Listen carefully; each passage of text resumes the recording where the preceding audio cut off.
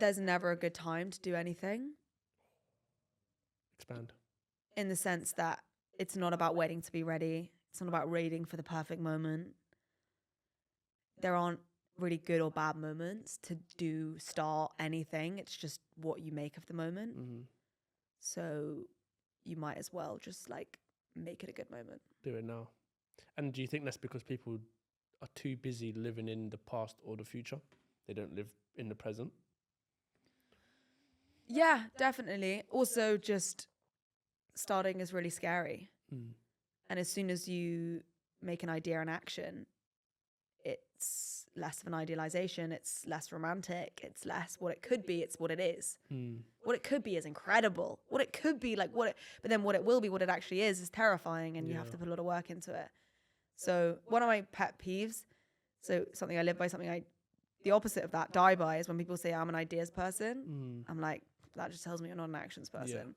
Like ideas should die really, really fast. Mm-hmm.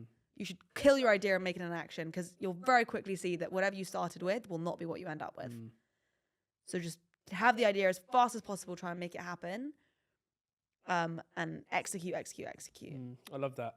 And then, who's had a biggest significant impact on your life, and why? Probably my brothers. Yeah. How many brothers? 3. Oh wow! So you're one of 4. Yeah, and I'm the youngest. And Yeah. Are you the youngest child? No. But I've got Can a you sister. tell? I've got a sister who's the youngest, who's got 3 older brothers. Okay. I'm nice. one of 5. You're one of the brothers. Which brother are you? I'm the middle one. Interesting. How do you find that? I'm the middle child. Because we're one of 5. Yeah. How do you feel being the middle child? Yeah, all the stigmatization that comes with it. Yeah. Do you feel forgotten? That's apparently. Yeah, all that stuff. Yeah, you get all of that, but it's what makes me right.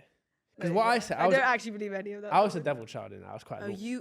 Yeah, I was quite a naughty kid, and I said to my dad all the time, like, see, whenever we're talking about, or you're talking to a family or an uncle, my name's always getting brought up. So I've won. Like, you're always talking about me, right? Interesting. So okay. you're talking about, you remember that time when blah, blah, blah. Yeah, you know. Oh, I see. It's like there's no such thing as like a bad, you know. Yeah, exactly. Because I'm always being talked about. Not in a narcissistic. Yeah. Interesting. Yeah. Seeking fame from an early age. Love exactly. So yeah, why your brothers? Because they are all creative problem solvers, and really committed to what they do. And I think I've learned a lot from being led by them and watching how they've navigated different stages of life and doing the thing that they wanted to do and making it work for themselves.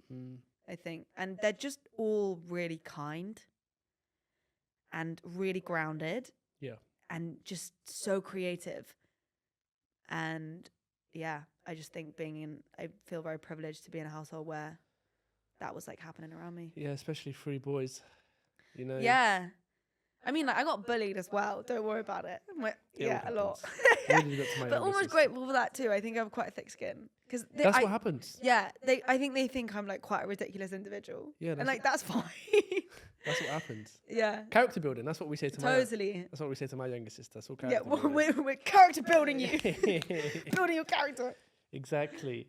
What advice would you give to someone? Doing what? I feel like it depends what they're doing. I'll let you decide. I would say I need to really find out before I advise you whether I'm the right person to advise you, because the best piece of advice is don't listen to too much advice. Okay. And if I'm not the right person to advise you, then I don't listen to what I'm about to say. You should really only take advice from people that know you really well or know what you want to do really well because they lived it themselves. Other than that, it's probably like net negative to know too much. I've never seen it like that, because everyone's giving out advice, do this, do that. Yeah, screw that. Yeah. Like, you just find someone who has lived the life that you want to lead and ask them. Or someone that knows you really well to the core and ask them. Don't ask me. Unless I'm living the life you want to lead, in which case, do. I'm sure there is. Yeah, well, I mean, in certain ambits of life, I probably am well placed to give advice. Yeah. But you just need so much context for it actually to be valuable. So I would say the best bit of advice is becoming good at working out what is good advice. Sorry, this is becoming a bit tautologist. But No, it's fine, because it kind of leads me on to the last question. Is obviously the podcast is called The Endless Race. I feel like we're all living this endless race called life. Endless Nice. successes, endless Yeah, failures, the human race. the human race. But also, someone is always above you, someone's always below you. And that is always the case, no matter where you are in your journey, or no matter how high up you are or low you are, there's always someone below you. And that's always the case. Kind of goes back to how you were talking about giving advice. It should only be from someone above you. But in your case, someone is looking up to you. So that advice is just as valuable, right? When you hear the phrase the endless race in relation to life, how do you interpret that? The kind of endless seeking of a goal that you never really reach. And so you might as well make the seeking part the goal. The journey. Yeah. So don't look at the destination, just focus on the journey. Yeah, you have to have a clear picture of the destination, though, to feel like the journey's worth it. Like, if the view at the top of the mountain, if you don't think it's going to be good, like, why the hell are you climbing the mountain? Climb a different mountain where that does have a good view. But I think that statement really resonates with me right now, because I think the more that I like achieve in other people's eyes, the more I realize that like that's actually not the good part.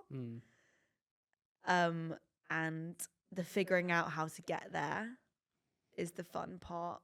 And I know that is also a lesson that I'm going to have to relearn every single time I achieve anything. And I think that's almost part of the endless cycle, is that you forget every time that the process is the good bit. And then when you fulfill it, you're like, then I'll feel so. And you need to think that getting through the process is going to get you a reward. Otherwise you wouldn't go through the process. It's kind of that endless cycle of learning, oh, that was the good bit. Oh, that was the good bit. Shit.